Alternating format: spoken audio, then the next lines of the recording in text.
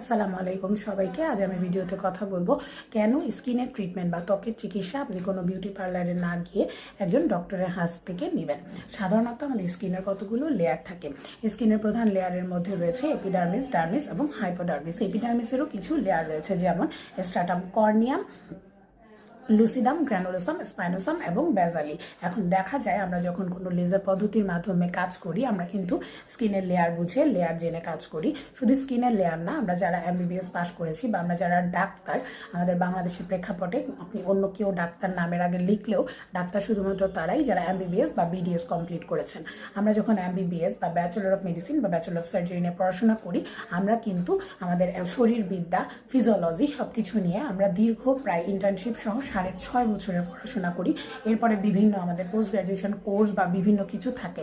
So আমরা কিন্তু আপনার পুরো শরীর সম্পর্কে জানি, শুধু ত্বক সম্পর্কেই না, একটার সাথে একটা কিন্তু সংযোগপূর্ণ থাকে। আপনার ত্বকের চিকিৎসা করলে এমনটাও হতে পারে যে কোনো একটা ভুল শট বা ভুল ট্রিটমেন্টের কারণে আপনার নিউরোলজিক্যাল, আপনার ব্রেনের সমস্যা হতে পারে, আপনার পেটে বা গ্যাস্ট্রোএন্টারোলজির যে সমস্যা সেটা হতে পারে, আপনার চোখের সমস্যা হতে পারে।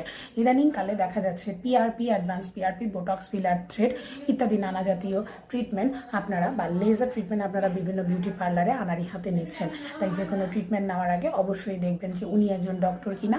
কিভাবে বুঝবেন উনি একজন ডক্টর কিনা? প্রত্যেক ডক্টরের একটা রেজিস্ট্রেশন নাম্বার দেওয়া থাকে। ওই রেজিস্ট্রেশন নাম্বারটাকে গুগলে সার্চ করলেই চলে আসে যে উনি কত সালে এমবিবিএস পাস করেছেন, কোন কলেজ থেকে পাস করেছেন, সব কিছু। তো যদি কেউ আপনাকে এই নাম্বারটা শো করতে না পারে বা নাম্বার শো করার পর যদি গুগল করে আপনি সেটা খুঁজে না পান, খুবই ইজি, জাস্ট গুগলে গিয়ে লিখবেন এমবিবিএস বিএমডিসি রেজিস্ট্রেশন নাম্বার এত, তখন ওটা চলে আসবে। আর যদি না আসে তাহলে বুঝবেন যে তিনি ডক্টর না এবং তার কাছ থেকে কখনোই ট্রিটমেন্ট নেওয়ার চেষ্টা করবেন না। ধন্যবাদ সবাইকে ভিডিওটি দেখার জন্য।